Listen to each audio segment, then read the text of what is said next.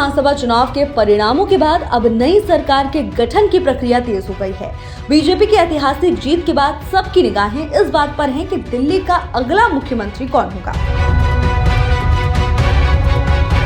हालांकि बीजेपी की ओर से मुख्यमंत्री पद को लेकर कोई आधिकारिक घोषणा नहीं की गई है, लेकिन माना जा रहा है कि प्रधानमंत्री मोदी के अमेरिका दौरे से लौटने के बाद इस संबंध में जल्द ही ऐलान किया जाएगा। सूत्रों के अनुसार दिल्ली में 19 या 20 फरवरी को शपथ ग्रहण समारोह हो सकता है।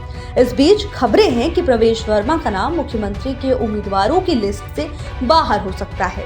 नई दिल्ली सीट पर अरविंद केजरीवाल को हराने वाले प्रवेश वर्मा के नाम पर पहले चर्चा काफी तेज थी, लेकिन अब उनके नाम पर मुहर लगने की संभावना कम हो गई है। बीजेपी अब 3 प्रमुख नेताओं के नामों पर विचार कर सकती है।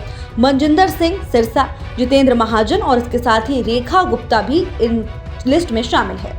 इन तीनों में से कोई एक नेता दिल्ली का अगला मुख्यमंत्री बन सकता है। तो सवाल अब ये है कि क्या बीजेपी कोई चौंकाने वाला फैसला लेगी। दिल्ली के अगले मुख्यमंत्री के लिए बीजेपी के अनुभवी नेताओं के नामों पर चर्चा तेज है, जिनमें प्रवेश वर्मा, सतीश उपाध्याय, विजेंद्र गुप्ता, आशीष सूद और पवन शर्मा शामिल हैं। हालांकि बीजेपी का इतिहास कम प्रसिद्ध नेताओं को आगे बढ़ाने का रहा है। मध्य प्रदेश में मोहन यादव, राजस्थान में भजन लाल शर्मा और ओडिशा में मोहन चरण मांझी जैसे नेताओं को मुख्यमंत्री बनाया गया था। इस इतिहास को देखते हुए संभावनाएं जताई जा रही हैं कि दिल्ली में भी कुछ ऐसा ही चौंकाने वाला फैसला बीजेपी ले सकती है। 27 साल बाद दिल्ली में बीजेपी की शानदार वापसी हुई। 70 सीटों में से 48 सीटों पर जीत हासिल कर बीजेपी ने आम आदमी पार्टी को करारी शिकस्त दी है। आम आदमी पार्टी को केवल 22 सीटें मिली हैं, जबकि कांग्रेस का खाता भी नहीं खुला।